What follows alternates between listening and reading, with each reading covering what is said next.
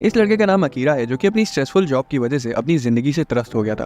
पर जब एक दिन अचानक से एक ज़ॉम्बी इन्फेक्शन फैल जाता है, तब वो खुल के जीने का फैसला करता है। इस एपोकलिप्स के फैलने से पहले अकीरा अपनी जॉब के फर्स्ट डे पर ऑफिस जाता है। वो धोखे से ऑफिस की सबसे खूबसूरत लड़की साउरी से टकरा जाता है और उसे देखते ही फ्रीज हो जाता है। वो उसको ऑफिस में वेलकम करती है और बोलती है कि अगर उसे ऑफिस में कुछ काम हो तो वो उसकी मदद कर सकती है। ऑफिस खत्म होने के बाद अकीरा और उसके को-वर्कर्स एक रेस्टोरेंट में जाते हैं।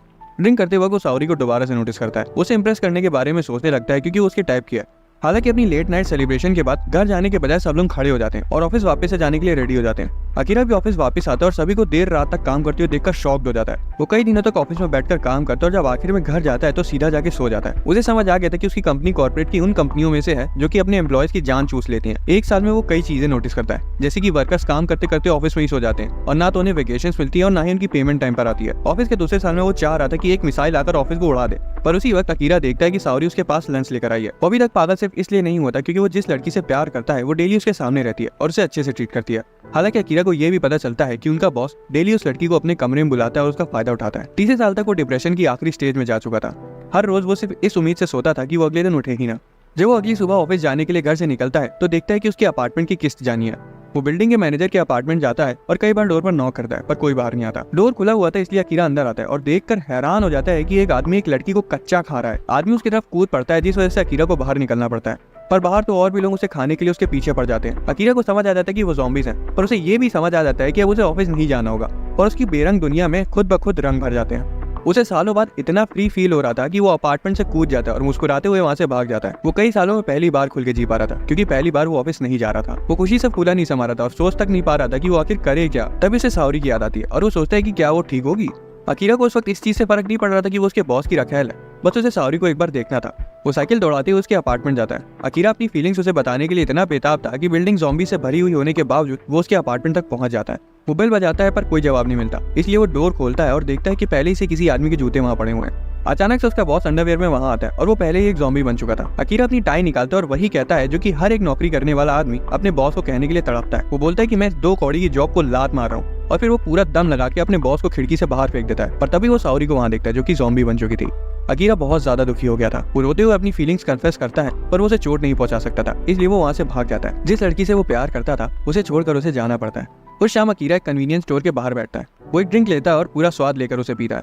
उसे रियलाइज होता है कि अब उसे दोबारा से कभी काम पर नहीं जाना पड़ेगा, पर यह भी है कि वो कभी भी मर सकता है। स्टोर के अंदर जाके वो एक लिस्ट बनाता है जिसमें वो 100 चीजें लिखता है जो कि उसे मरने या फिर ज़ॉम्बी बनने से पहले करनी थी। कुछ दिनों बाद अकीरा को एक बुरा सपना आता है जिसमें उसका सीनियर काम समय से ना करने के लिए उस पर चिल्ला रहा था, और अकीरा बेचारा इतना काम करता है जिस वजह से उसके हाथों से खून आने लगता है। तभी अचानक उसकी आंखें खुल जाती है और उसे याद आता है कि उसे ज़ॉम्बी एपोकलिप्स की वजह से काम पर नहीं जाना। इतना सोच कर ही वो खुश हो जाता है और 3 साल में पहली बार अपने कमरे को साफ करने का फैसला करता है। जब वो पूरा कमरा साफ कर लेता है तो उसे रियलाइज होता है कि उसे कितने समय बाद इस तरह की आजादी और खुशी महसूस हुई है। कमरे को साफ देखकर उसका मन फिर से खुश हो जाता है। फिर वो एक कैन बियर उठाता है और उसे सीधा गटक जाता है। उसे खुशी थी कि वो काम पर जाने के बजाय घर पर पड़े बियर पी रहा है। पीते हुए वो देखता है कि पूरा टोक्यो ज़ॉम्बीज़ के कहर की वजह से लगभग तहस नहस हो चुका है। उसे फ्यूचर की चिंता हो रही थी, पर वो सोचता है कि अरे छोड़ो फ्यूचर की टेंशन, एक बियर और ढकेल लेता हूँ। हालांकि जब वो बियर निकालने के लिए फ्रिज खोलता है तो पाता है कि वहाँ तो कुछ है ही नहीं। बंदा ज़ॉम्बीज़ को देखकर उतना नहीं डरा था जितना कि खाली फ्रिज को देखकर खौफ में आ जाता है। अब उसको बियर तो पीनी थी, पर जब वो बाहर देखता है तो पाता है कि सारी सड़कें ज़ॉम्बी से भरी हुई हैं। दूसरी ओर एक अपार्टमेंट में हम एक कपल को देखते हैं जिन्हें चिंता हो रही थी कि वो फ्यूचर में क्या करेंगे। आदमी लड़की को शांत करने की कोशिश करता है, पर लड़की की हड़बड़ी और स्ट्रेस की वजह से वो भी पैनिक कर जाता है। वो अपना माइंड फ्रेश करने के लिए बालकनी में जाता है और अकीरा को पाइप से नीचे उतरते हुए देखकर हैरान हो जाता है। अकीरा खुद को इंट्रोड्यूस करता है और बताता है कि अपार्टमेंट के बाहर ज़ॉम्बीज़ खुले सांड की तरह घूम रहे हैं, इसलिए वो अपनी बगल वाली बालकनी के पाइप से नीचे आ रहा है। आदमी उसे अंदर आने का ऑफर करता है, पर अकीरा मना कर देता है और कहता है कि उसे दुकान जाना है। वो दोनों तो दंग रह जाते हैं, पर फिर पूछते हैं कि क्या वो उनके लिए कुछ राशन पानी ले आएगा। अकीरा मान जाता है और साइकिल उठा के निकल जाता है और नोटिस करता है कि ज़ॉम्बीज़ की तादाद दिन पर दिन बढ़ती जा रही है। उसे पता था कि अगर उन्होंने उसे घेर लिया तो वो दबोच लिया जाएगा और मारा जाएगा, और उसे कोई फर्क नहीं पड़ता। उसे तो सिर्फ बियर चाहिए थी। जब वो स्टोर तक पहुंच जाता तो वो बहुत खुश लग रहा था। वो तो मजे से अपना पसंदीदा गाना तक गुनगुना रहा था। अंदर अकीरा एक लड़की को देखता है। गौर से देखने पर वो पाता है कि वो कितनी सुंदर है। वो थोड़ा सा एम्बैरेस भी हो जाता है क्योंकि अजीब तरह से गाना गुनगुनाते स्टोर में घुसा था ना। वो धीरे से उससे बात करना शुरू करता है और बताते कि वो इधर क्यों आया, पर वो कुछ जवाब नहीं देती। उसके जाने से पहले वो उसका नंबर लेने की फिराक में था, पर लड़की मना कर देती है और बोलती है कि इस माहौल में कितना रिस्क है उसे उसका अंदाजा भी नहीं है। वो बेवकूफों की तरह जरूरत का सामान लेने की बजाय बियर ले रहा है। अकीरा कुछ बोल पाता उससे पहले ही ज़ॉम्बीज़ स्टोर में घुस आते हैं। वो तुरंत लड़की को बचाने के लिए उसके सामने आता है, पर लड़की उसे पीछे घसीट कर जमीन पर पटक देती है, और जैसे ही वो ऐसा करती है तभी एक ट्रक स्टोर में घुसकर सारे ज़ॉम्बीज़ को कुचल देता है। बिना ज्यादा कुछ बोले लड़की साइकिल उठाकर वहां से निकल जाती है। अकीरा को यकीन नहीं हो पा रहा था कि वो इतनी सुंदर और कूल लड़की से मिल पाया। जैसे ही वो बाहर निकलता है ज़ॉम्बीज़ उसके पीछे पड़ जाते हैं। उसकी साइकिल को ट्रक ने कुचल दिया था और अब वो सोच नहीं पा रहा था कि वो घर कैसे जाए। तभी उसे सड़क पर एक लवारिस स्कूटर खड़ा दिखता है। वो तुरंत उसे उठा लेता है और चाह रहा था कि शायद उसे इससे भी अच्छा कुछ मिल जाए कि तभी रास्ते में उसे डेविड पुत्र 3000 खड़ी दिखती है और वो फिर से गाड़ी बदल लेता है और उसे पूरी स्पीड से दौड़ाता है। कुछ समय बाद अकीरा अपने अपार्टमेंट में आ जाता है। वो उसी बाइक से ऊपर चढ़ने लगता है, ये सोचते हुए कि आज का दिन कितना अच्छा था। पर जब उस कपल की बालकनी में पहुंचता है तो पाता है कि उनके अपार्टमेंट पर हमला हो चुका है और वो मारे जा चुके हैं। रात में अकीरा न्यूज़ देखते हुए बियर पी रहा था। अब उसे सच में समझ आ चुका था कि जिंदगी कितनी छोटी है और उसे मरने से पहले भी बहुत कुछ करना है। वो अपनी बकेट लिस्ट वाली बुक को ओपन करता है और अपनी आगे की विशेष को लिखना शुरू करता है। बीच में उसे अपने पेरेंट्स की याद आती है और उनसे मिलकर उनके साथ समय बिताने की अपनी विश को भी उसमें ऐड कर देता है। अभी तक उसने 33 विशेष की थी। दूसरी तरफ हम उस लड़की को देखते हैं। असल में सुबह जब अकीरा अपना अपार्टमेंट समेट रहा था तब इधर ये लड़की अपना वर्कआउट कर रही थी और जरूरत के विटामिन और प्रोटीन्स खा रही थी। जब उसे ज़ॉम्बी अपोकलिप्स का पता चला तब वो खुद अपनी 100 डिश बनाने में जुट गई। लेकिन उसकी लिस्ट विश वाली नहीं थी बल्कि जान बचाने के 100 तरीके वाली थी। फिर वो कई सारे ज़ॉम्बीज़ की मूवी देखती है और अलग अलग तरह के ज़ॉम्बीज़ के ऊपर स्टडी करती है। वो बाहर टहल रहे ज़ॉम्बीज़ को दूरबीन से देखती है और अंदाजा लगाती है कि अगर वो कई तरह के ज़ॉम्बीज़ को एक साथ फेस करेगी तो फंस जाएगी। अब उसे ज़रूरत का सामान तो खरीदना था, इसलिए वो अपनी साइकिल उठाती है, कन्वीनियंस स्टोर चली जाती है और साइकिल का कैमरा सेट करती है ताकि आते जाते ज़ॉम्बीज़ पर नजर रख सके। बैटरी लेते वक्त वो अपनी मनपसंद मिठाई को देखती है। वो उसे उठाने के लिए अपना हाथ बढ़ाती है पर बीच में ही रुक जाती है क्योंकि उसे याद आता है कि उसे मीठा नहीं खाना। उसी वक्त कैमरे का सेंसर किसी और की प्रेजेंस को नोटिस करता है और वो अकीरा को वहां देखकर हैरान थी। जब वो स्टोर में आता है तो वो उसके एक्शंस को ऑब्जर्व कर रही थी और उसे तुरंत समझ आ जाता है कि उसे उससे कोई खतरा नहीं है। हालांकि वो ये देखकर शॉक थी कि वो जरूरत के सामान की जगह बियर ले रहा है। उसकी हलचल की वजह से ज़ॉम्बीज़ बाहर इकट्ठा होना शुरू हो गए और फिर वही हुआ जो अकीरा की साइड की स्टोरी की तरफ से हुआ था। लड़की हैरान थी कि ऐसा बोंदू लड़का भी ज़ॉम्बी अपोकलिप्स सर्वाइव कर सकता है। घर आकर वो सामान रखती है और ज़ॉम्बी के बिहेवियर को समझने के लिए फुटेज चेक करती है, पर तभी उसे अकीरा की रिकॉर्डिंग मिलती है। वो उसे मुस्कुराते हुए देखती है जो कि कभी भी मर सकता था पर फिर भी बियर पाकर कितना खुश था। अकीरा को देखकर लड़की को थोड़ा रिग्रेट होता है कि काश उसने अपनी फेवरेट मिठाई लेकर जिंदगी को थोड़े मजे से जी लिया होता। शिंजुकू शहर में एक नाइट क्लब में हम एक लड़की को देखते हैं जो कि अपने कोवर्कर के साथ मिलकर एक छोटी बच्ची को शांत कर रहा था जिसने अपने मम्मी पापा को खो दिया था। शो से टॉफी ऑफर करता है पर फिर भी वो रोना बंद नहीं करती। तभी शो का दोस्त वहां आता है और उसे बताता है कि ज़ॉम्बीज़ उनकी बिल्डिंग को घेर रहे हैं। शो धीरे से लड़की से बताता है कि उसे कुछ जरूरी काम आ गया इसलिए उसे जाना पड़ेगा और वो कांपने लगती है। शो ये नोटिस कर लेता है और उसे प्रॉमिस करता है कि वो उसके लिए वापस आएगा, जिससे लड़की शांत हो जाती है। फिर शो और उसके दोस्त हथियार और मोल्टो उठा लेते हैं ताकि वो बिल्डिंग को ज़ॉम्बीज़ से बचा सके। ज़ॉम्बीज़ का झुंड उनके नजदीक आने लगता है। उनकी एक साथी को ज़ॉम्बी इन्फेक्ट कर देता है। इस दौरान अकीरा अपनी मोटरसाइकिल पर शिंजुकू आ जाता है। वो शहर को ज़ॉम्बी से भरा हुआ देखकर हैरान था पर फिर भी वो रुकता नहीं। वो वहाँ अपने बेस्ट फ्रेंड केमचो को ढूंढने आया था। असल में कुछ घंटे पहले अकीरा की आँख खुली थी और उसने नोटिस किया था कि उसकी दाढ़ी उग रही है। वो उसे और अच्छे से उगाना चाहता था क्योंकि अपनी जॉब क्विट करने के बाद उसे खुद पर नई नई चीजें ट्राई करनी थी। वो मार्कर से खुद के चेहरे पर दाढ़ी बनाता है पर वो बेकार लग रहा था, इसलिए वो क्लीन शेव में रहने का फैसला करता है। फिर उसके फोन में किसी का मैसेज आता है। अकीरा एक्साइटेड होकर फोन पर मैसेजिंग ऐप खोलता है। घंटों तक स्क्रॉल करने के बाद वो बोर हो जाता है क्योंकि ज्यादा लोग बचे ही नहीं थे। तभी उसे अपने पुराने दोस्त केमचो की याद आती है। उसे पक्का पता था कि उसका दोस्त जिंदा होगा क्योंकि वो स्कूल के दिनों में बहुत ही मजबूत बंदा था। दूसरी तरफ हम केमचो को एक क्लब में छिपा हुआ पाते हैं। केमचो कमरे से बाहर झांकता है और देखता है कि हॉलवे पूरा ज़ॉम्बी से भरा हुआ है। वो अपनी आखिरी पानी की बोतल भी पीकर खत्म कर देता है। इतने दिनों से भूखे रहने की वजह से वो पागल हो चुका था। ऊपर से जो लड़की उसने रेंट करी थी वो भी इन्फेक्ट हो चुकी थी। हालांकि वो बंधी हुई थी इसलिए उसे कुछ उतना डरने वाली बात नहीं थी। तभी उसे अचानक से अकीरा की याद आती है जो कि उसके सारे गंदे जोक्स पर हंसता था। अचानक से उसका फोन बजता है और वो अकीरा की आवाज सुनकर शॉक्ड हो जाता है। अकीरा उससे बातें करता है और कहता है कि चिंता मत करो। वो इतने अच्छे से और कामली कहते हैं कि केमचो दंग रह जाता है। केमचो बताता है कि वो शिंजुकू में फंसा हुआ है और पूरे इलाके में ज़ॉम्बीज़ फैले होने की वजह से उसे कोई नहीं बचा सकता। पर अकीरा को कोई फर्क नहीं पड़ता। वो केमचो से उसका एड्रेस सेंड करने को बोलता है और तुरंत फोन कट कर देता है। शिंजुकू जाते वक्त अकीरा को अपना पास्ट याद आता है उसके साथ का। कॉलेज में केमचो काफी पॉपुलर था और उनका बॉन्ड काफी तगड़ा था। सालों बाद केमचो रियल एस्टेट में घुस गया तो वहीं अकीरा उस घटिया वाहियात जॉब में ही रह गया। एक बार ऐसे रियूनियन डिनर में केमचो अपनी पर्सनल लाइफ के बारे में डींगे हाँकता है। अकीरा चिल्ला पड़ता है और कहता है कि वो अपनी दोस्तों के सामने ऐसे शो ऑफ कर रहा है, जिसके बाद से ही उनकी दोस्ती खराब हो गई थी। अब अकीरा को रिग्रेट होता है कि उसने ऐसी जॉब में अपने सालों गवा दिए जिससे वो हेट करता था और केमचो को बचाकर वो उन खुशी के पलों को दोबारा से जी सकता है जैसे वो पहले जिया करता था। इधर शिंजुकू में सिर्फ शो बचा हुआ था, बाकी सब मर गए थे। वो हार ही मान लेता है और सोचता है कि जो कुछ भी उसने जीते जी किया उसके सामने इस तरह की मौत तो जायज है। जैसे ही एक ज़ॉम्बी उसकी तरफ अपना हाथ बढ़ाता है तभी एक गाड़ी का हॉर्न बहुत जोर से बजने लगता है और सारे ज़ॉम्बीज़ उससे दूर चले जाते हैं। शो को यकीन नहीं हो पा रहा था कि वो अभी भी जिंदा है। केमचो के होटल वाले ज़ॉम्बीज़ भी बाहर निकलकर उस गाड़ी के पास जाते हैं। वो गाड़ी को घेर लेते हैं और गाड़ी दब जाती है और वो गाड़ी अकीरा ने फोड़ी थी। आवाज सुनकर केमचो हॉलवे में आता है और देखता है कि वहां तो कोई भी ज़ॉम्बी नहीं है। वो किसी महफूज जगह की तलाश करने लगता है कि तभी पीछे से अकीरा आकर उसे डरा देता है। अकीरा उनकी फाइट के लिए उससे बहुत माफिया मांगता है और मान लेता है कि केमचो की सक्सेस को देखकर वो जल रहा था और उसकी एडवाइस ना लेना उसकी सबसे बड़ी गलती थी। केमचो तो कंफ्यूज था कि अकीरा इतनी दूर सिर्फ माफी मांगने आया। वो कुछ बोल पाता उससे पहले ज़ॉम्बीज़ अकीरा की तेज आवाज सुनकर होटल में घुस आते हैं। उन दोनों को कोई और रास्ता न होने की वजह से रूफ पर जाना पड़ता है। वो डोर को ब्लॉक तो कर देते पर वो ज्यादा देर वहां रह नहीं सकते थे। केमचो बहुत ज्यादा डरा हुआ था और उसे लग रहा था कि अब उनका सफर यहीं खत्म हो जाएगा, पर अकीरा का दिमाग अलग ही चल रहा था। वो केमचो को बताता है कि हमें दूसरी बिल्डिंग की छत पर कूदना पड़ेगा। केमचो बोलता है कि कहीं तुम पागल तो नहीं हो गए हो, पर अकीरा फिर भी कूद जाता है। हैरानी की बात तो ये थी कि उसे ज्यादा चोट भी नहीं लगती। वो केमचो से भी कूदने को कहता है। केमचो रोते हुए बोलता है कि उससे नहीं हो पाएगा। वो कन्फेस करता है कि उसे अपनी नौकरी से नफरत है। वो बताता है कि जो सारी चमक धमक सामने से दिखती है वो सब सिर्फ दिखावा है। उसकी सक्सेस और वेल्थ सब झूठी है क्योंकि अंदर से वो पूरा खोखला है। सच्चाई तो ये है कि उसे रियल एस्टेट एजेंट कभी होना पसंद ही नहीं था। उसे तो असल में स्टैंड अप कॉमेडियन बनना था। अकीरा उसे दिलासा देता है कि दोस्त होने के नाते उसे एक बार उसकी एडवाइस सुननी चाहिए। वो केम्चो से कहता है कि उसे अपनी जॉब छोड़कर अपने असल सपने की ओर छलांग लगानी चाहिए। आखिर में केम्चो उसकी बात समझ जाता है और कुछ कदम पीछे जाकर दौड़कर बिल्डिंग से कूद जाता है। हवा तेज होने की वजह से उसके कपड़े उड़ जाते हैं और वो बिना कपड़ों के बंदर लग रहा था। अकीरा मुंह फाड़ के हंसने लगता है। बीच हवा में ही केम्चो को रियलाइज होता है कि उससे नहीं हो पाएगा और वो बिल्डिंग के किनारे से लटक जाता है। वो अकीरा को मदद करने के लिए आवाज लगाता है और जैसे ही वो गिरने वाला था तभी अकीरा उसका हाथ पकड़ लेता है और उसे ऊपर खींच लेता है। उसे थोड़ी बहुत खरोंचें आई थी पर ओवरऑल वो ठीक था। अकीरा को चिंता थी कि कहीं उसे ज़ॉम्बीज ने काट तो नहीं लिया, पर बेचारे केम्चो के छोटे हाथी में रगड़ लग गई थी जिस वजह से उसके आंसू रुक ही नहीं रहे थे। उस शाम दोनों बिना कपड़ों के छत पर आगी जला के बियर पीते हुए जिंदगी के सबसे अच्छे पल जी रहे थे। वो काम और उनके पहले की जिंदगी के बारे में बातें कर रहे थे। केम्चो मान लेता है कि वो अकीरा को एडमायर करता है क्योंकि उसने अपनी जॉब छोड़ दी। उसने अपनी आजादी खुद पाई और हो सकता है कि वो इस ज़ॉम्बी एपोकलिप्स से भी बच जाए। कुछ दिनों बाद उसी छत पर अकीरा एक ज़ॉम्बी गेम खेल रहा था और केम्चो खाना बना रहा था। असल में उन दोनों ने टोक्यो के बीच ही उस छत पर अपना कैंप बना लिया था। गेम खत्म करने के बाद अकीरा खाना ठूसता है और वो ठूस इसलिए रहा था क्योंकि वो खाना था ही इतना अच्छा कि उसका हाथ रुक ही नहीं रहा था। वो तो हैरान था कि केम्चो इतना अच्छा खाना बना लेता है। केम्चो बताता है कि लड़कियां चाहिए तो सबसे पहले खाना बनाना सीखो। अकीरा पगला जाता है और कसम खाता है कि उसे गलत साबित करने के लिए ऐसे माहौल में भी एक लड़की पा कर रहेगा। केम्चो उसे गुड लक बोलता है। अकीरा फिर से गेम्स खेलने चला जाता है और केम्चो उसकी 100 बकेट लिस्ट वाली बुक पढ़ता है। केम्चो को लग रहा था कि अकीरा जब ये लिस्ट बना रहा था तब शायद उसके दिमाग से काम का भूत उतरा नहीं था क्योंकि जो चीजें उसने लिखी थी। फिर केम्चो खुद की भी कुछ विशेष लिखता है क्योंकि अकीरा ने अभी तक 100 विशेष नहीं लिखी थी। अकीरा उसे रोकने की कोशिश करता है पर केम्चो उसे याद दिलाता है कि अगर अकीरा ने उसकी जान नहीं बचाई होती तो आज शिंजुकू के किसी लव होटल में मरा पड़ा होता। ये सुनकर अकीरा उसे अपने आइटम्स लिखने देता है। फिर अकीरा लिखता है कि उसे एक बहुत बड़ा टीवी लेना है, इसलिए वो उसे ढूंढने निकल जाते हैं। रास्ते में अकीरा उससे पूछता है कि उसे स्टैंड अप कॉमेडियन क्यों बनना है। केम्चो एक्सप्लेन करता है कि भले ही वो अभी अपने सपने तक पहुंचने के लिए काफी दूर है पर फिर भी उसे हमेशा से ही एक स्टैंड अप कॉमेडियन ही बनना था। अकीरा को अपने खुद के बचपन के सपने की याद आने लगती है और वो सोचता है कि क्या किसी का ऑफिस में बैठकर काम करना भी सपने में माना जा सकता है। अकीरा अपनी बाइक रोक देता है क्योंकि आगे मलबा बिखरा होने की वजह से रोड जाम थी।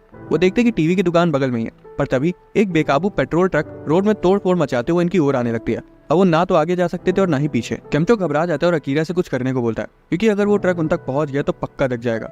अकीरा को एक आइडिया तो आया था पर उसमें रिस्क बहुत था। हालांकि तभी उसे उस लड़की की याद आती है और वो बिना देरी किए बाइक को एक रैंप पर दौड़ाते हुए बिल्कुल समय पर उछाल देता है और ट्रक को पार करके अंडरग्राउंड मॉल में घुस जाता है ताकि उस ब्लास्ट से बच सके। केम्चो को यकीन नहीं हो पा रहा था कि अकीरा जैसा बंदा इतना रिस्की आइडिया सोच सकता है। जब वो मॉल के और अंदर जाते तो ज़ॉम्बीज़ उन्हें घेरने लगते हैं। तभी उन्हें एक दुकान दिखाई देती है और वो तुरंत बाइक छोड़कर शटर खोल के अंदर घुस जाते हैं और फौरन शटर गिरा देते हैं। केम्चो को तो अभी भी यकीन नहीं हो रहा था कि अकीरा कितना शांत है और ऐसे समय पर भी वो टीवी के बारे में सोच रहा है। तभी अचानक से उन पर फ्लैश लाइट चमकती है। वो फ्लैश इन तीनों लड़कियों ने चमकाई थी। जब उन्हें पता चलता है कि वो इन्फेक्टेड नहीं है तब जाके वो चैन की सांस लेती हैं। एक लड़की घबरा जाती है और रोने लगती है कि अब वो हमेशा के लिए यहीं फंस गए हैं। केम्चो उसे शांत करता है और कहता है कि अच्छा सोचो, सब ठीक हो जाएगा। उसकी बात सुनकर बाकी सभी शांत हो जाते हैं और वो अल्कोहल वाले सेक्शन में जाके विस्की पीते और खाना खाते हैं ताकि उनका मन शांत हो सके। अकीरा और केम्चो एक दूसरे की तरफ देखते क्योंकि उनकी वाइन एंड डाइन वाली एक विश पूरी हो गई थी। लड़कियां खुद को इंट्रोड्यूस करती है और नाम रेका, माकी और युकारी बताती हैं। वो तीनों ही फ्लाइट अटेंडेंट्स थी। अकीरा तो सन्न रह जाता है क्योंकि फ्लाइट अटेंडेंट्स के साथ खाना खाना भी उनकी बकेट लिस्ट में शामिल था। अकीरा युकारी से बात करने की कोशिश करता है और पूछता है कि क्या उसका कोई बॉयफ्रेंड है। हालांकि युकारी को ये बात बिल्कुल पसंद नहीं आती कि वो ऐसी हालातों में भी ये सब पूछ रहा है। अकीरा बहुत ज्यादा शर्मिंदा हो जाता है और केम्चो की मदद लेने की सोचता है पर अपना केम्चो तो पहले ही माकी को फंसा चुका था। अकीरा से बिल्कुल अलग केम्चो लड़कियों के मामले में बहुत ऊपर था। उसका ह्यूमर, उसके लुक्स एकदम टॉप क्लास के थे। तभी अकीरा को केम्चो की छत पर कही हुई बात याद आती है कि लड़कियों को खाना बनाने वाले लड़के बहुत पसंद आते हैं। उसकी बातों से इंस्पायर होकर अकीरा सबके सामने आकर चिल्लाकर खुद को इंट्रोड्यूस करता है और एक सांस में टकीला की पूरी बोतल गटक जाता है। रेखा तो उसे देखकर बहुत खुश हो जाती है और खुद भी पीना शुरू कर देती है। अकीरा के सिर्फ उस एक स्टंट से कुछ ही देर में वहाँ का माहौल पूरा लाइवली हो जाता है। बाद में केम्चो और माकी इंटीमेट टाइम स्पेंड करने के लिए बेडरूम वाले एरिया में जाते हैं। दूसरी तरफ अकीरा बाथरूम में उल्टियां कर रहा होता है। युकारी उसकी मदद करने के लिए आती है। अकीरा थोड़ा सा सरप्राइज हो जाता है कि गुस्सा होने के बाद भी वो उसकी मदद करने आई। उसे लगने लगता है कि कहीं वो उसे पसंद तो नहीं करने लगी है। वो कहती है कि उसे उसकी चिंता हो रही थी क्योंकि वो इतनी ज्यादा पी रहा था। फिर वो बताती है कि असल में उसका बॉयफ्रेंड है और उसे उससे मिलने का बहुत ज्यादा मन है। बेचारे अकीरा का सपना टूट जाता है पर फिर वो खुश था कि कम से कम कुछ समय के लिए वो सब कुछ भुला के पी तो पाया। मेन एरिया में रेखा बोतल पे बोतल गटकी जा रही थी और अपना सारा दुख बाहर निकाल रही थी।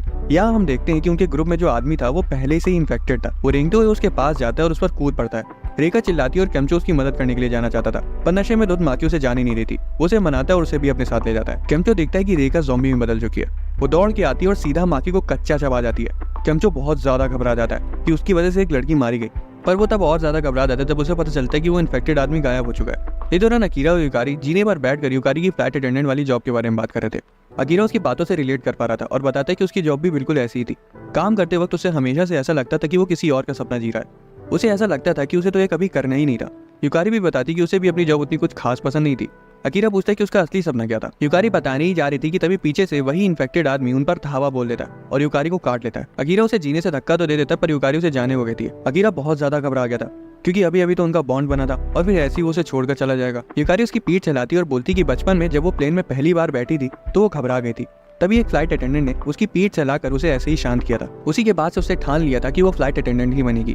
तभी उसे रियलाइज होता है कि शुरुआत से ही उसका सपना वही था। उसकी आखिरी पलों में कही हुई बातें सुनकर अकीरा रो पड़ता है। वो आदमी फिर से उन पर छलांग लगाता है पर युकारी खुद को सेक्रीफाइस करके अकीरा की जान बचा लेती है। अकीरा बिलखते हुए वहाँ से भाग जाता है और तब तक भागता रहता है जब तक उसे केम्चो नहीं मिल जाता। उसे देखकर अकीरा की जान में जान आती है। केम्चो बोलता है कि उन्हें जल्दी निकलना चाहिए क्योंकि बाकी सभी ज़ॉम्बी बन चुके हैं। वो टीवी लेकर बाहर निकल जाते हैं और खुशकिस्मती से तब तक लगभग सारे ज़ॉम्बीज वहाँ से जा चुके थे। उस शाम जब केम्चो खाना बना रहा था तब वो बताता है कि उस फ्लाइट अटेंडेंट को अपनी आंखों के सामने मरते हुए देखकर वो अंदर से सहम गया। इस दौरान अकीरा केम्चो और युकारी की कही हुई बचपन के सपने वाली बात को याद कर रहा था। उसे एक ख्याल आता है और वो लिस्ट में एक और विश को ऐड करता है जो कि थी अपने बचपन के सपने को याद करना। जब अकीरा छोटा था तब एक बार उसने अपने एक दोस्त के कुत्ते को हाई स्कूल के कुछ बदमाश बच्चों से बचाया था। उस वक्त वो खुद को अकीरा कर बुलाता था, इंसाफ का रखवाला जिसे किसी से डर नहीं लगता। तभी उसकी आंखें खुल जाती है और उसे रियलाइज होता है कि वो बस एक सपना था। उस शाम केम्चो अकीरा को बताता है कि लगभग पूरे जापान में ज़ॉम्बीज का कहर फैल चुका है पर होकाइडो के कुछ कस्बे अभी भी सेफ है, जिसका मतलब अकीरा का परिवार अभी भी जिंदा हो सकता है। कुछ समय बाद केम्चो को अपने बाल सुनहरे करने का भूत सवार हो जाता है। उसे कहना था कि अकीरा से इंस्पायर होकर उसे भी अपनी पुरानी जिंदगी से मूव ऑन करना है और तो और एक स्टैंड अप कॉमेडियन बनने के लिए उसे अच्छा भी तो दिखना जरूरी है। केम्चो के नए लुक को देखकर और युकारी की बचपन के सपने वाली बात को याद करके अचानक अकीरा केम्चो को बताता है कि उसे सुपर हीरो बनना है। वो एक्सप्लेन करता है कि उसे हमेशा से बैटमैन और स्पाइडरमैन की तरह कोई सुपर हीरो बनना था। वो बिना किसी रिवॉर्ड के, बिना अपनी चिंता किए दूसरों को बचाते थे। वो बताता है कि उसे लोगों की मदद करनी है फिर चाहे जो हो जाए और उसका मकसद इंसानियत को ज़ॉम्बीज के कहर से बचाना है। केम्चो अकीरा को किसी बात को लेकर इतना एक्साइटेड देखकर हैरान था और वो पूरे दिल से उसका सपोर्ट करता है। अब अकीरा मक्कड़ बालक तो था नहीं जो अपनी कलाई से मकड़ी के जाले निकाले, पर फिर भी उसने ज़ॉम्बीज को हराने का तरीका खोज लिया है। वो दोनों एक्वेरियम जाते हैं। उन्हें थोड़ा थोड़ा मजा भी आ रहा था क्योंकि वो पहली बार एक्वेरियम के पीछे वाले रास्ते में गए थे। केम्चो को घबराहट हो रही थी क्योंकि एक्वेरियम की हालत काफी खराब थी और वो कभी भी गिर सकता था। घूमते घूमते अकीरा को वो चीज मिल जाती है जिसकी उसे तलाश थी, जो कि था स्पैंडेक्स सूट। जो सूट वो स्विमर लोग पहनते ना वैसा। फिर अकीरा ने उसे स्प्रे पेंट करके एक सुपर हीरो के कॉस्ट्यूम में बदल दिया। दूसरी तरफ हम देखते हैं कि कुछ लोग एक बस में फंसे हुए हैं। सब घबरा रहे थे कि अब वो क्या करेंगे, पर ड्राइवर बोलता है कि उन्हें ज़ॉम्बीज के जाने तक वेट करना चाहिए। अचानक से एक आदमी ज़ॉम्बी में बदलने लगता है और बाकी सब पर हमला कर देता है। सभी लोगों को ना चाहते हुए भी बस से भागना पड़ता है और बाहर निकलते ही ज़ॉम्बीज उन्हें घेर लेते हैं। एक लड़की दूर भागने में कामयाब हो जाती है और एक्वेरियम की ओर भाग जाती है, पर तभी उसका पैर लड़खड़ा जाता है और वो गिर जाती है। जैसे ही एक ज़ॉम्बी उसका काम तमाम करने वाला था तभी अकीरा दौड़कर एक सुपर हीरो की तरह वहां आ जाता है और लड़की को बचा लेता है। पूरे कॉन्फिडेंस में वो केम्चो से पूछता है कि वो कैसा लग रहा है उस कॉस्ट्यूम में। केम्चो को तो वो बैला लग रहा था पर उसका मोरल डाउन ना हो इसलिए वो उसे कुछ नहीं बोलता।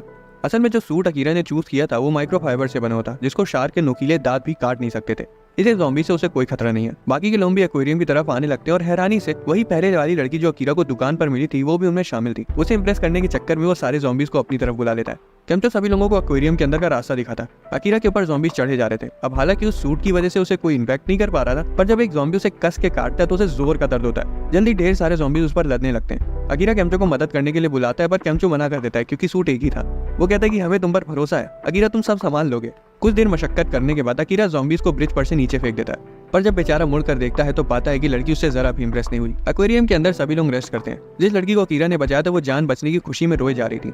केम्चो अकीरा की तारीफ करता है कि उसने एक सच्चे हीरो वाला काम किया, बस वो कॉस्ट्यूम थोड़ी बेकार है। वो नोटिस करता है कि अकीरा उस लड़की को काफी देर से घूर रहा है, इसलिए उसे जाकर एक बार बात करने को बोलता है। अकीरा उसके पास जाता है और उसे याद दिलाता है कि अगर उसे याद हो तो वो टोक्यो में दुकान पर मिले थे। लड़की बोलती है कि उसे याद है, पर वो फिर भी उससे इंप्रेस्ड नहीं लग रही थी। जब अकीरा उसे उसका फोन नंबर मांगता है तो नंबर देने की जगह वो अकीरा को बेगैरा और उसकी लापरवाह हरकतों पर उसे ज्ञान देने लगती है। वो कहती है कि जो उसने बाहर किया वो सिर्फ इस बात का सबूत है कि उसका सेल्फ एस्टीम बहुत कम है, जिस वजह से उसे अपनी वर्क प्रूफ करनी पड़ रही है। केम्चो अपने दोस्त को डिफेंड करने की कोशिश तो करता है पर लड़की का लॉजिक सच्चा था, इसलिए वो उसका तोड़ निकाल ही नहीं पाता। अचानक से एक्वेरियम में बहुत जोर की आवाज गूंजती है। अकीरा और केम्चो दौड़कर चेक करने जाते हैं और पाते कि हॉल में पानी भरा है। तभी सामने से एक बड़ी सी व्हाइट शार्क आ जाती है और उससे भी भयानक बात ये थी कि उसके पैर निकले हुए थे। वो चिल्ला के सभी को वार्न करते हैं और पूरे एक्वेरियम में भगदड़ मच जाती है। शार्क एक्वेरियम की दीवारों को तोड़ डालती है और उनके पीछे पड़ जाती है। अकीरा को समझ नहीं आ रहा था कि उसके पैर कैसे निकला है, तो लड़की बताती कि शायद शार्क ने इन्फेक्टेड डाइवर्स को खा लिया होगा और अंदर पैरासाइट उसे कंट्रोल कर रहे होंगे। सभी लोग ऊपर वाले माले में भाग जाते हैं पर इमरजेंसी एग्जिट को ज़ॉम्बीज ने ब्लॉक कर रखा था। लड़की को दूसरी एग्जिट दिखाई देती है और वो सभी को उधर जाने को कहती है। तभी वो इन्फेक्टेड शार्क उनके हॉल में आ जाती है। जिस लड़की को अकीरा ने पहले बचाया था वो बहुत ज्यादा घबरा जाती है। लड़की उसे शांत करने की कोशिश करती है पर वो उसे किनारे ढकेल कर भाग जाती है। केम्चो और बाकी सब दूसरी एग्जिट से बाहर निकल आते हैं पर अकीरा नोटिस करते हैं कि उसकी माशिका तो वहाँ है ही नहीं। वो तुरंत उसे लेने वापस लौट जाता है। केमचो उसकी मदद करने के लिए उसके पीछे जाने की कोशिश करता है, पर डोर जाम हो गया था। लड़की खुद में ही कहती है कि उसे इसी वजह से बड़े ग्रुप में ट्रैवल करना बिल्कुल पसंद नहीं है। जैसी शार्क उस पर हमला करती है तभी अकीरा शार्क पर कूद पड़ता है और उसे गिरा देता है। लड़की कहती है कि तुम पागल हो जो अपनी जान को बार बार जोखिम में डाल रहे हो। पर अकीरा कहता है कि अगर उसे कोई सुंदर लड़की चाहिए तो उसे जानना बहुत जरूरी है, और उससे भी बड़ी बात जब वो किसी को खतरे में देखता है तो उसे बचाता है। वो कहता है कि इसी का मतलब तो हीरो बनना होता है। कोई प्लान ना होने की वजह से दोनों उसी हॉल में भागते रहते हैं। लड़की के दिमाग में एक प्लान आया तो था, पर उसमें अकीरा को रिस्क लेना पड़ेगा। हालांकि अकीरा तुरंत मान जाता है। अकीरा शार्क को डिस्ट्रैक्ट करता है और लड़की कुछ ढूंढने चली जाती है। उसे याद आता है कि बिजली का झटका शार्क को कमजोर कर देता है। वो स्टोर रूम में हाई वोल्ट की बैटरीज खोदने जाती है। अकीरा शार्क के हमलों से जैसे तैसे बच जाता है, पर थोड़ी देर में लड़खड़ा कर गिर जाता है। अकीरा को लग रहा था कि अब उसका सफर यहीं तक है, पर तभी अपना केमचो अपने कपड़े उतारकर शार्क को अपने बंटी बबली दिखाकर अपनी तरफ बुला लेता है। शार्क लगभग केमचो को खाने वाली थी, पर तभी अकीरा हिम्मत जुटाकर उठ जाता है और शार्क को एक असली दुश्मन की तरह चुनौती देता है। उसी वक्त लड़की बैटरीज लेकर वहां आ जाती है और उसकी तरफ फेंक देती है। जैसी शार्क उसके पास आती है, अकीरा बैटरीज को आपस में जोड़कर सीधा शार्क के चेहरे पर मुक्का मार देता है। अब जब मॉन्स्टर मारा जा चुका था तो वो लड़की, केमचो और अकीरा साथ में वहां से निकल जाते हैं, क्योंकि बाकी सभी उनसे पिछड़ गए थे। अकीरा सुपर हीरो बनने वाले अपने सपने को लिस्ट से हटा देता है, क्योंकि वो पूरा हो चुका था। केमचो उन्हें छेड़ता है कि उसकी और लड़की की टीम अच्छी बनेगी, जिससे अकीरा शर्मा जाता है। चलते चलते लड़की अकीरा की 100 बकेट लिस्ट वाली बुक देखती है। वो बताती है कि उसके पास भी अपनी एक लिस्ट है, पर अकीरा की बुक की तरह उसमें उसकी विशेष नहीं लिखी है, बल्कि रूल्स लिखे हैं जिन्हें वो कभी नहीं तोड़ेगी, ताकि वो खुद को ऐसे माहौल में जिंदा रख सके। वो बताती है कि उनका और अकीरा का गोल बिल्कुल अलग है। अकीरा बोलता है कि उसे कोई फर्क नहीं पड़ता, और अब वो लड़की भी उसके लिए खास बन चुकी है।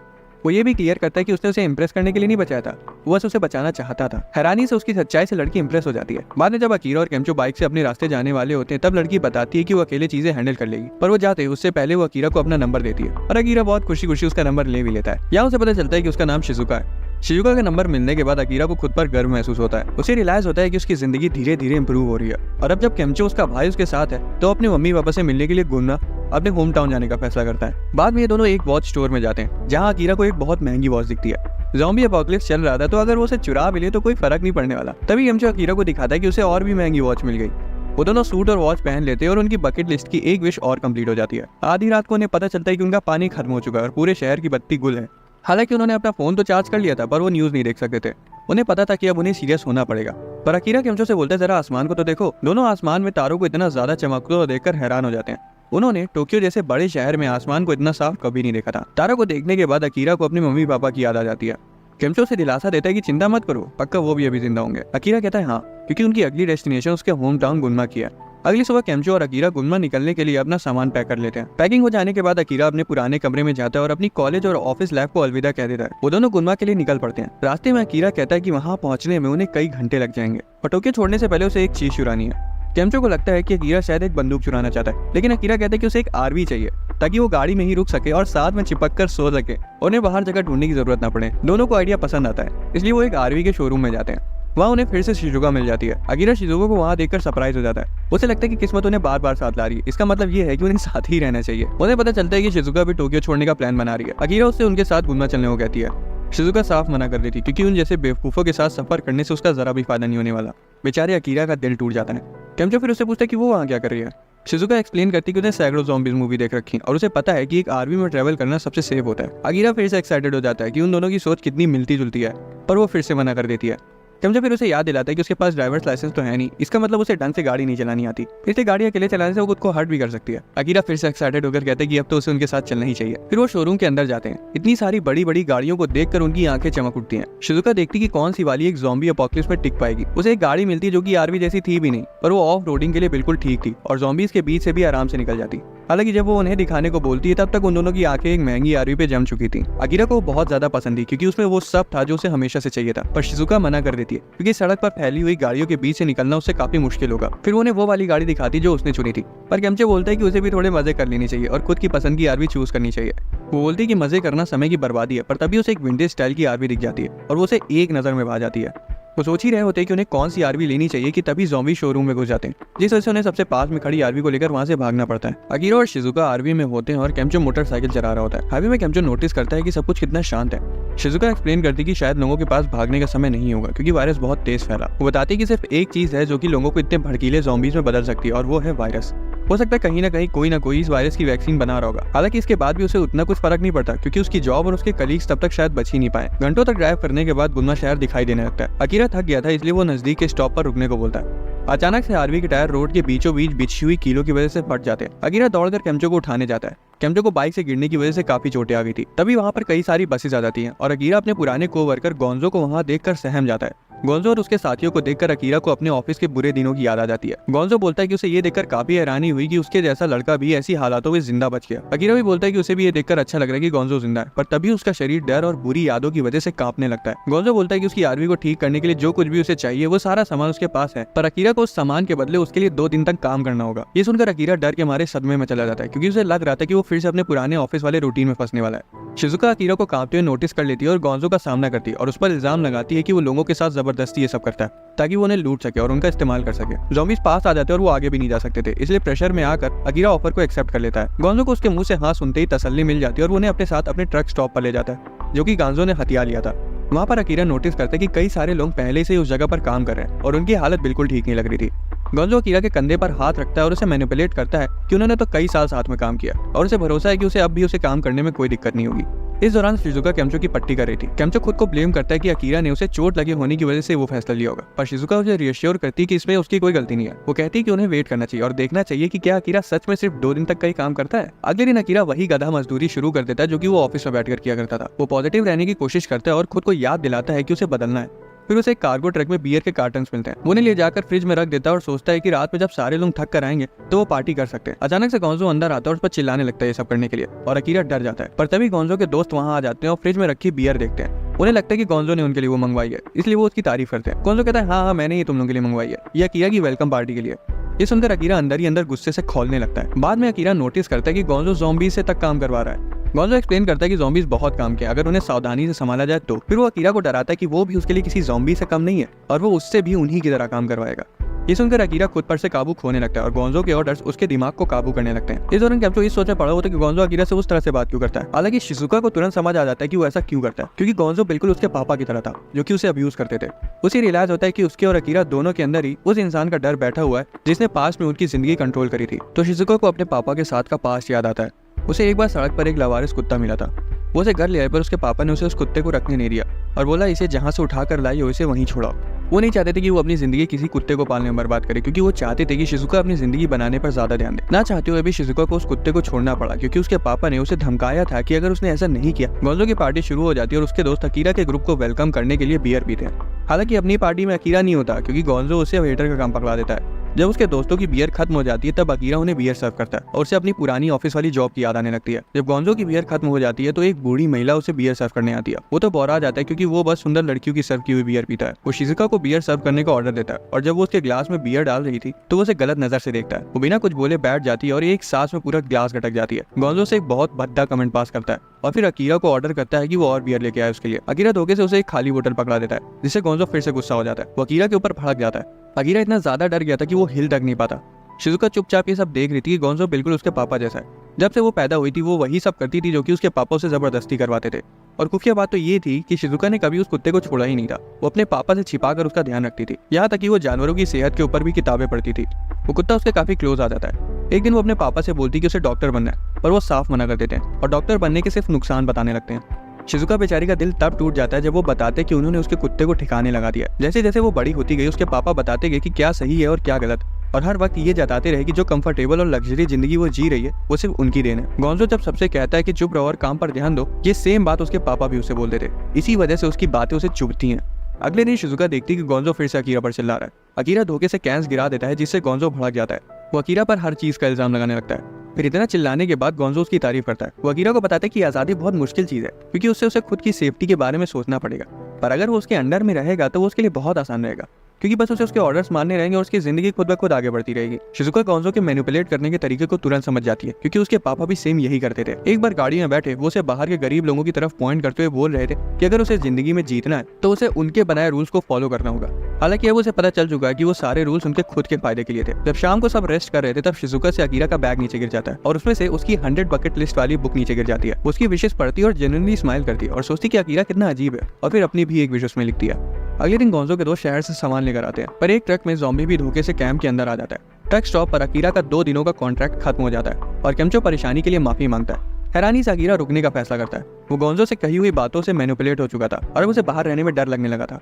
इसलिए उसे गोंजो की दी हुई सेफ्टी में रहना था। केमचो पूछते कि उसे क्या हो गया है। शिजुका बोलती कि उन्हें उसे छोड़ना पड़ेगा क्योंकि वो अकीरा का फैसला है, उसमें वो दखल नहीं दे सकते। जब वो जा रहे थे तब अकीरा बोलता है कि उसे गोंजो की काइंडनेस को रीपे करना होगा। ये सुनकर शिजुका आग बबूला हो जाती है। उसे फिर से अपने पापा की याद आ जाती है। वो अकीरा पर चिल्ला देती है और कहती है कि तुम अंधे हो गया, जो तुम्हें ये दिखाई नहीं दे रहा कि गोंजो सिर्फ तुम्हें अपनी बातों में फंसा रहा है। वो खुलासा करती कि वो भी पहले उसी की तरह थी, पर अकीरा ने उसकी आंखें खोली और अब वो खुद की शर्तों पर जीती है। वो सबसे बोलती कि वो गोंजो को वहीं छोड़ के जा रही है। वो अकीरा से पूछती कि वो ज़ॉम्बी है कि इंसान, क्योंकि उसे पता है कि उसे भी अपनी बकेट लिस्ट पूरी करनी है। शिजुका उसे उसकी बुक थमा देती है जिसमें उसने लिखा था कि उसकी विश है कि वो अपने बदतमीज बॉस की सिट्टी पिट्टी गुल कर दे। गोंजो गुस्सा आता है कि एक लड़की होकर ये सब करने की उसकी जरूरत कैसे हुई, और वो बुक लेकर फेंक देता है। जैसे ही गोंजो उसकी बुक पर पैर रखने वाला था तभी अकीरा को उस लिस्ट में लिखी हुई उन चीजों की याद आ जाती है जो कि उसने पूरी कर ली थी, और उसे तब कितनी खुशी हुई थी। वो कूद कर अपनी बुक को बचा लेता है जिससे गोंजो दंग रह जाता है। अकीरा बोलता है कि वो जा रहा है क्योंकि उसे अभी भी बहुत कुछ करना है। उसका एहसान ना चुका पाने के लिए माफी मांगता है, पर कहता है कि वो रुक नहीं सकता। गोंजो के दोस्त अकीरा को उसकी बातों के जंजाल से बाहर आते हुए देखकर हैरान थे। तभी ट्रक आ जाता है और ड्राइवर कहता है कि इस बार बहुत तगड़ी चीज आया है वो, पर जैसे ही वो ट्रक का दरवाजा खोलता है ज़ॉम्बी कूद कर उसे काट खाता है। हर जगह भगदड़ मच जाती है। गोंजो सभी को शांत करने की कोशिश करता है ये कह कर कि वो सिर्फ एक ज़ॉम्बी है, हालांकि सब जगह भगदड़ मच जाती है। एक बस ड्राइवर इतना ज्यादा घबरा गया था कि वो ट्रक ले जाकर बैरिकेडिंग में ठोक देता है जिससे सारे ज़ॉम्बीज छूट जाते हैं। वो सब पर हमला कर देते हैं और उनसे बचने के लिए केमचो, अकीरा